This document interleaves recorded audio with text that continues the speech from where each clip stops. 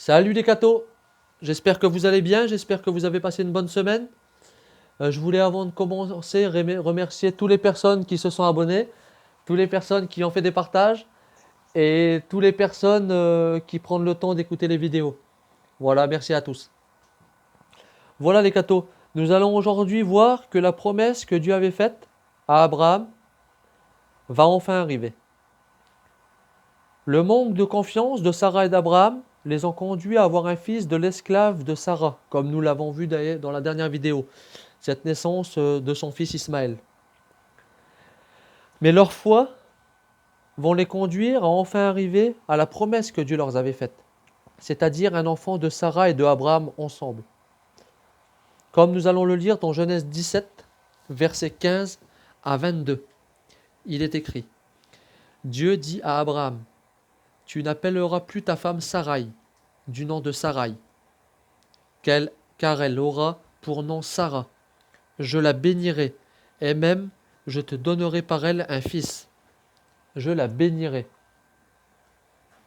Elle donnera naissance à des nations. Des rois de peuples sortiront d'elle. Abraham se jeta face contre terre et il rit.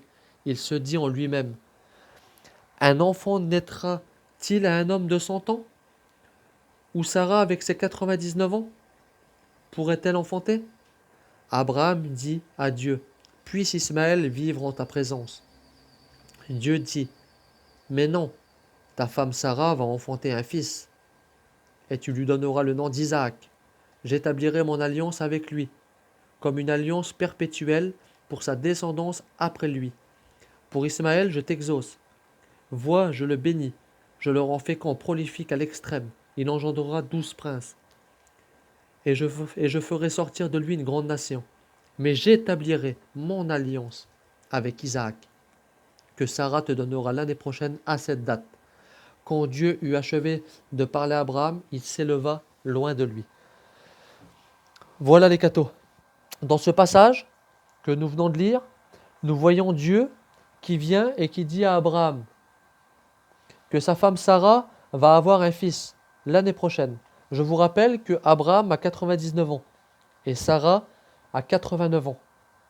Et Abraham, il se pose des questions, ce qui est normal. Comment à notre âge pourrions-nous avoir des enfants? Et il se met même à rire. Il croit même à une blague apparemment. Car pour lui, cela semble impossible. Et il se dit en lui-même: Comment moi et ma femme, nous pourrions avoir un enfant à notre âge?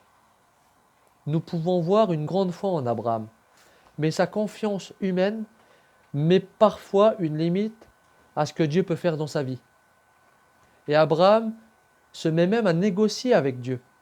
Et il propose un autre plan que apparemment Dieu a en tête. Il lui dit: Puisse Ismaël vivre en ta présence. Abraham propose à Dieu: Comme nous sommes vieux, pourquoi n'établirais-tu pas ton alliance avec Ismaël, qui lui aussi est mon fils?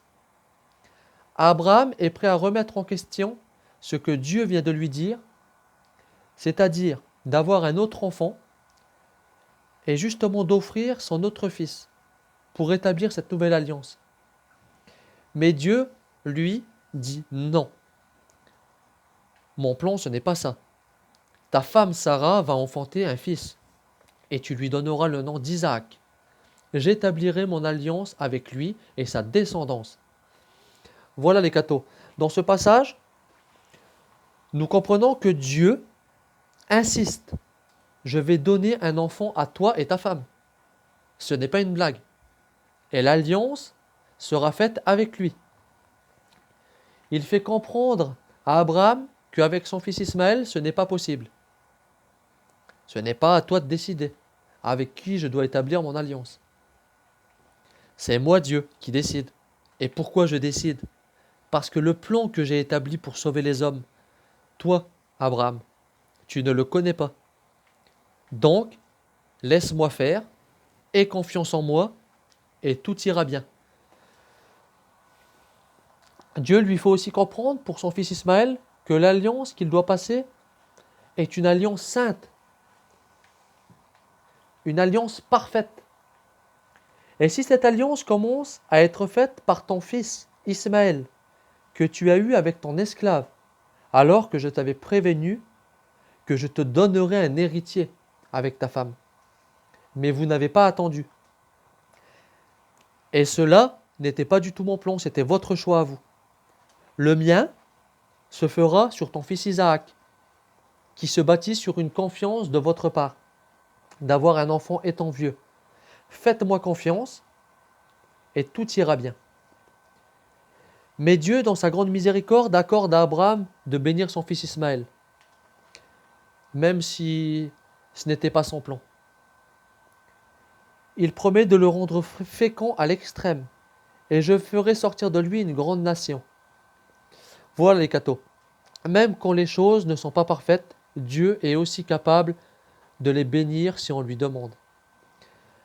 Cet enfant n'est peut-être pas l'enfant de l'alliance que Dieu attendait, mais il est capable aussi d'une grande miséricorde et de bénir un projet qu'il n'a pas voulu. Une grande nation sortira d'Ismaël, comme Dieu l'a promis.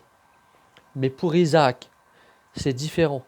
Une toute autre promesse est donnée, comme nous le voyons dans Genèse 17, versets 1 à 8.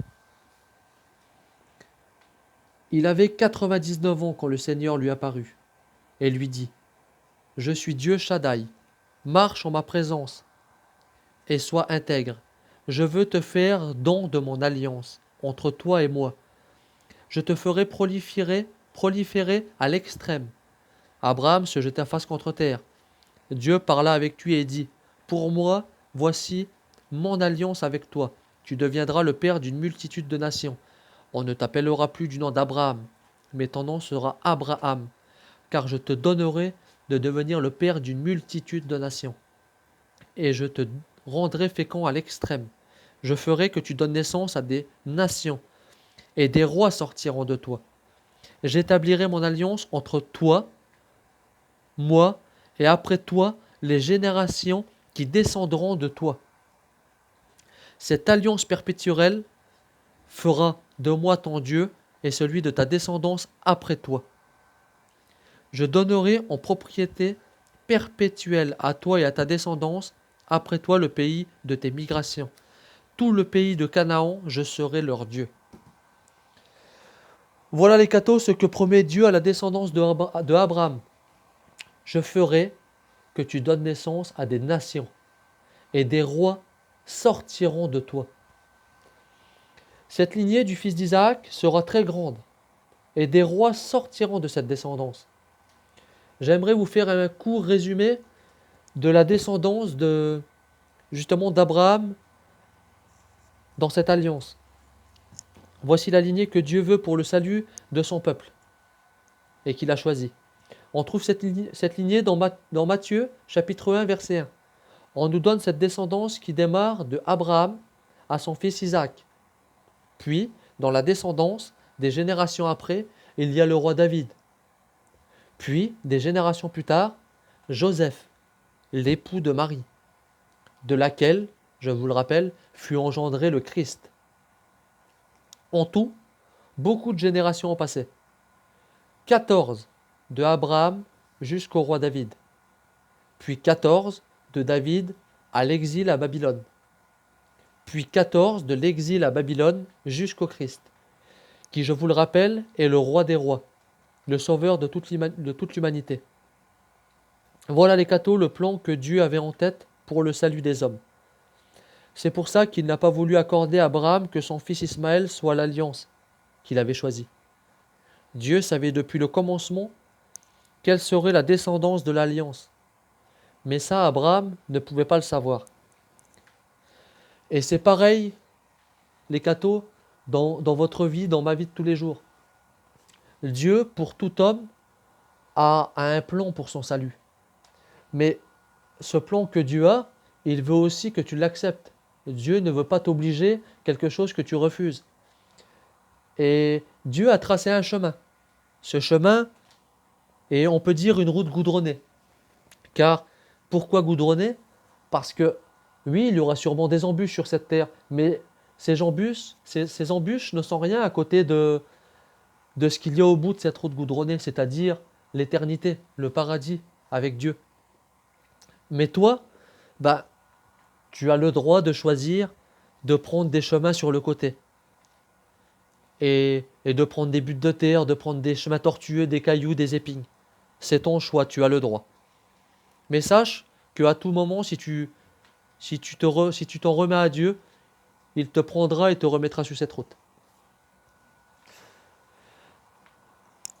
Voilà les cathos, ce que Dieu a fait comprendre pour son fils Ismaël. Que l'alliance qu'il doit passer est une alliance sainte. Et, et ça, c'était l'alliance qu'Abraham aurait voulu. Mais sache que ça, c'est une alliance de l'homme. Et c'est pas l'homme qui décide ce qui est bon. Et cette alliance, Dieu a dit non, ce sera avec Isaac, comme nous l'avons vu. Et c'est ce qu'il promet à la descendance de Abraham, justement.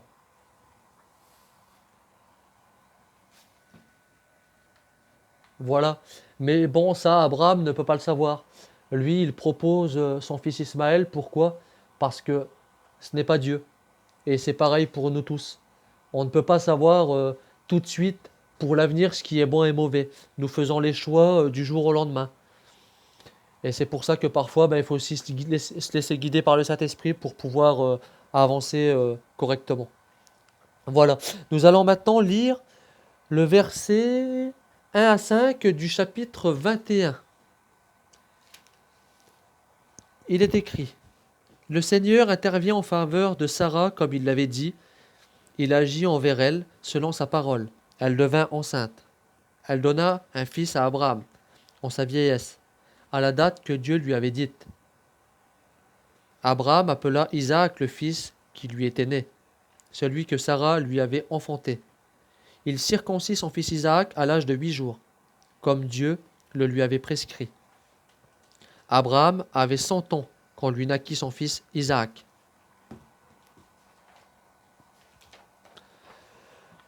Voilà les cathos. Isaac, comme nous venons de le voir, il est né. Et par la suite, il a été circoncis à l'âge de 8 jours, comme Dieu lui avait prescrit à son père Abraham. Voilà les cathos. Comme un enfant qui vient de naître, qui à ce moment-là, il ne sait rien de la vie, il ne sait pas boire, il ne sait pas manger, et pourtant se retrouve avec une alliance extraordinaire sur le dos. Comme quoi, quand Dieu décide que quelqu'un doit marcher à sa suite, qu'il ait 99 ans comme Abraham au moment de la révélation que Dieu lui avait confirmée pour son fils qu'il aurait à 100 ans, ou alors pour Isaac, qui n'a que 8 jours quand il fut circoncis, Dieu sait d'avance les cœurs qui seront disposés à marcher à sa suite. Mais j'aimerais quand même souligner que Dieu n'a rien obligé. Le choix de circoncire son fils de 8 jours appartenait à Abraham. Dieu lui avait seulement prescrit de le faire, et Abraham a accepté. Voilà les cathos. Nous avons encore une confirmation que Dieu n'oblige rien. Cette alliance que Dieu a mis à Abraham, a donnée à Abraham, et qu'il conduit à son fils Isaac, cette alliance, Abraham aurait pu la refuser.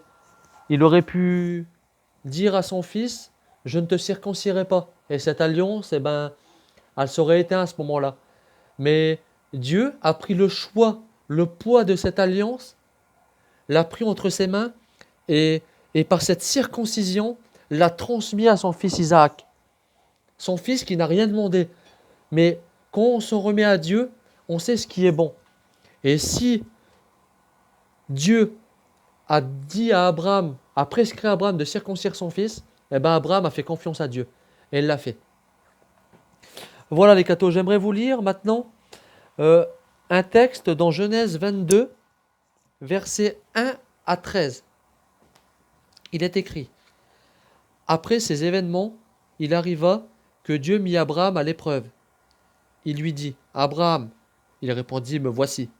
Il reprit: Prends ton fils unique Isaac, que tu aimes, pars pour le pays de Moria, et là tu l'offriras en holocauste sur elle, sur celle des montagnes que je t'indiquerai.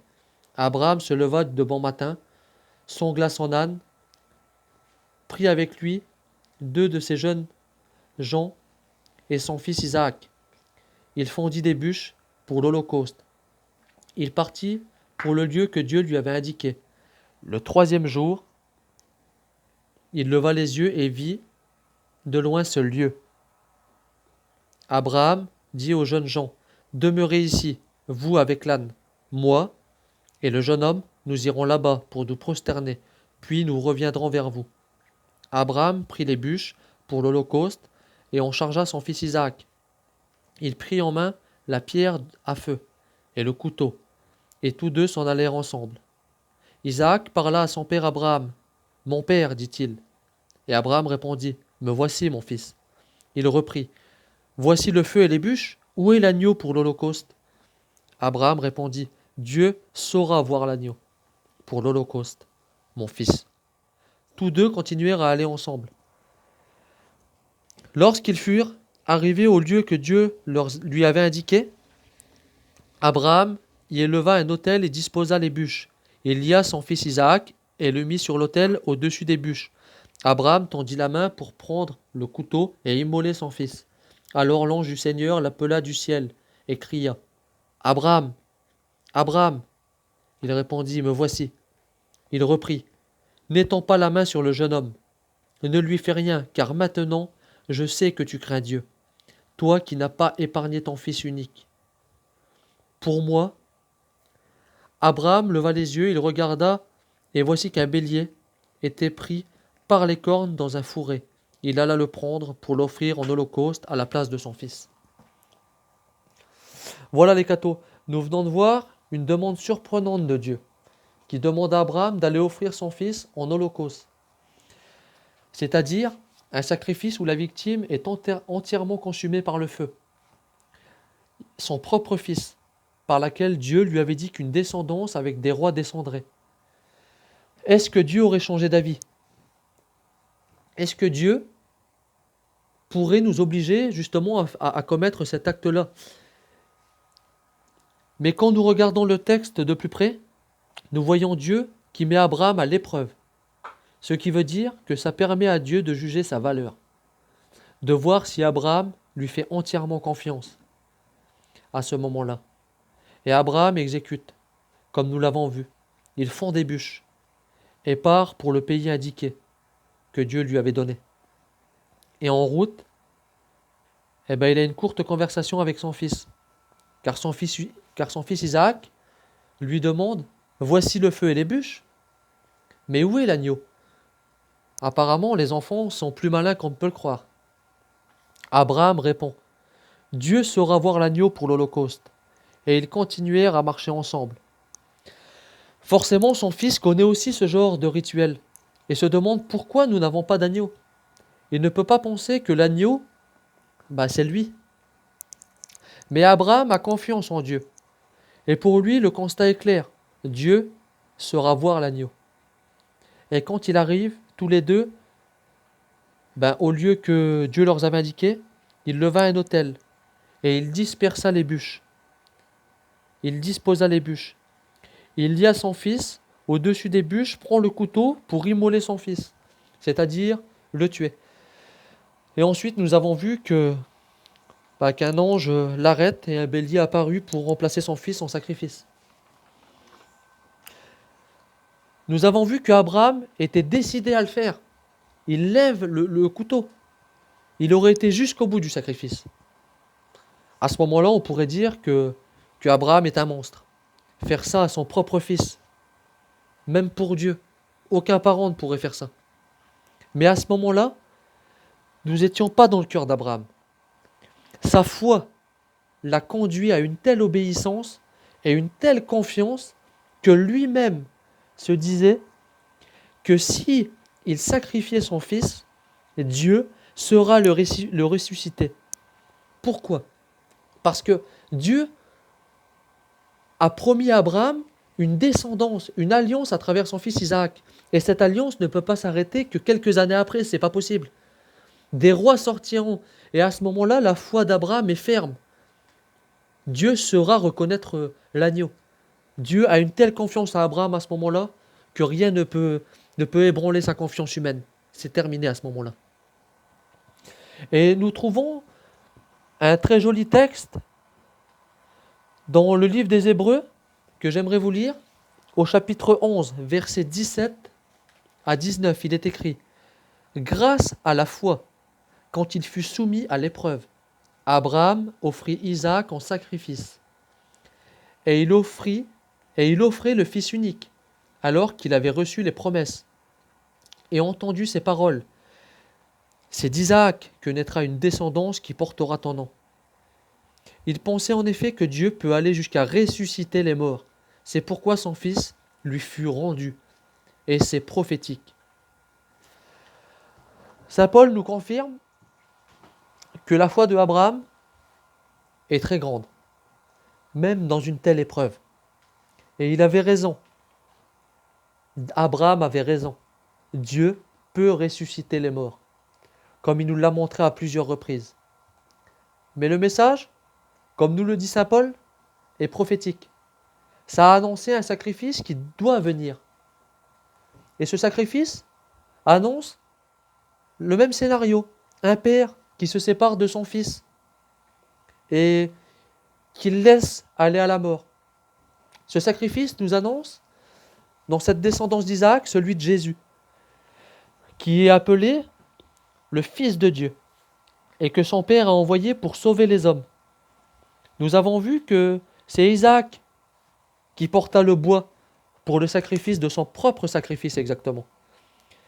Même s'il l'ignorait à ce moment-là. Eh bien Jésus fait exactement pareil. Il porte sa croix, il porte son bois, qui allait le conduire jusqu'à la mort. La grande différence entre les deux, entre Isaac et Jésus, c'est que Isaac marche vers une mort sans même le savoir. La vérité ne lui a pas été révélée. Mais pour Jésus, c'est complètement différent.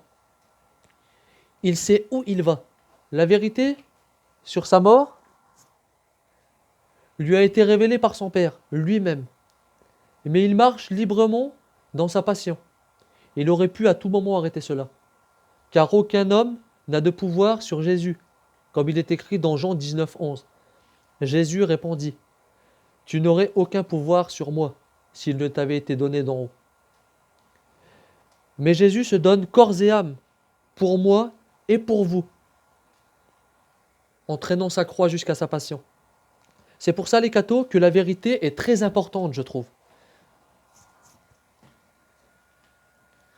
Regardez un peu.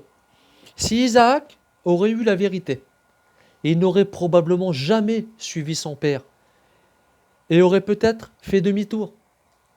Car quand on annonce à un jeune garçon ou à un homme qu'il doit mourir pour Dieu, ben, beaucoup se sauvent.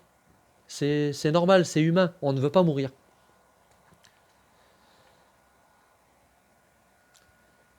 Et c'est pour ça que la vérité est importante. C'est pour ça que nous devons annoncer dans la vérité cette parole. Pour justement que des gens, que s'ils veulent faire demi-tour, que ce soit leur choix dans la vérité, et pas dans le mensonge que tu leur as mis dans la tête. Et Jésus nous le dit même dans Jean 8, 31 à 32. Alors il dit aux Juifs qui avaient cru en lui: Si vous demeurez dans ma parole, vous êtes vraiment mes disciples. Vous connaîtrez la vérité, et la vérité vous rendra libre. C'est pour ça, les cathos, je vous conseille de ne jamais rien cacher à personne. Ne vous obligez pas à mentir pour avoir la vérité. Ou sinon, vous faites l'inverse de ce que Jésus demande. Et vous ne serez pas libre, mais vous serez esclave de votre mensonge.